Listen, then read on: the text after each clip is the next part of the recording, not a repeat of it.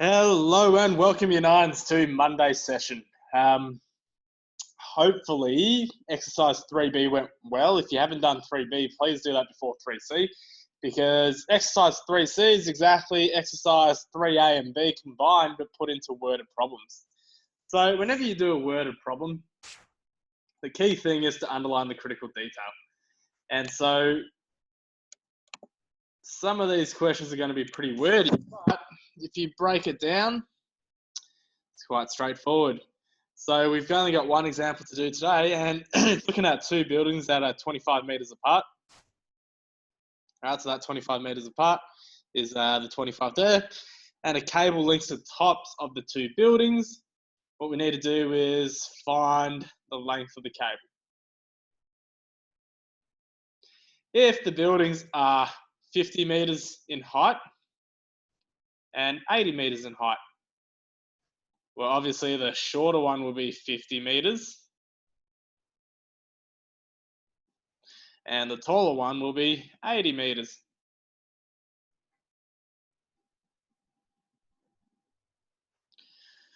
Give your answer to 2 decimal places. So we're not asked exact form, we're asked for 2. Now, have a look at this diagram with this information filled out. So once you've read this, remember to scribble over your diagram. Who can see the triangle here that can tell us what the cable length is? If you said the triangle is right here, you are spot on. So let's try and recreate this diagram just below here. So if we have an arrow, this is our cable.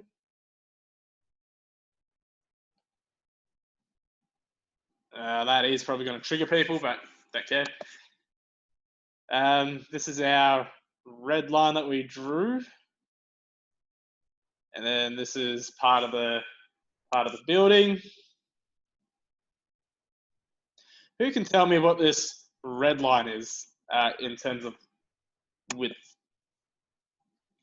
If you said this red line is 25 meters, you are correct because 25 meters is the distance between the two buildings. The buildings are parallel with each other. There's no slanty. It's not like the Leaning of Tower of Pizza. So basically the red length here is 25 meters. Now, how do we figure out this blue length? Remember, we need two sides or two known sides to figure out one of the other sides or the missing side of a right angle triangle. So what's this blue length? If you said the blue length is the difference between this 80 meter tower and this 50 meter tower, you are spot on, because the 50 meter tower goes up to here on the taller tower.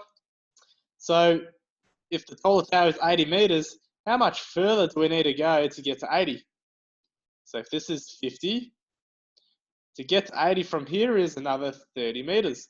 In other words, we go 80 take away 50, which tells us this length here is going to be 30 meters. All right, so that's from here up to there, or here up to there. Do we have enough information now to figure out the cable? Yes, we do. We write our formula as we always do. So c squared equals a squared plus b squared.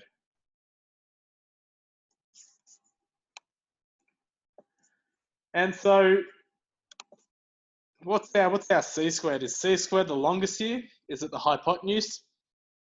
Yes, it is, because the hypotenuse is always the slanty side that's opposite the right angle. Right? Slanted. So we can call this cable squared equals, well, what's the a square value?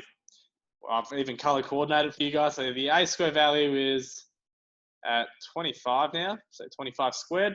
We'll leave the meters until the end. And then we plus the b squared value of 30. Right, so this is sort of the dissected triangle that we had from up here. And we've now substituted all the values into the formula. From here, it's just some simple arithmetic using a calculator. So again, we still have cable squared. equals, well, what's 25 squared plus 30 squared? The answer gets you, that's not meant to happen. The answer here is meant to get you 1,525 meters squared. All right, so basically if we had a large square here, imaginary, that area there is 1,525 meters squared.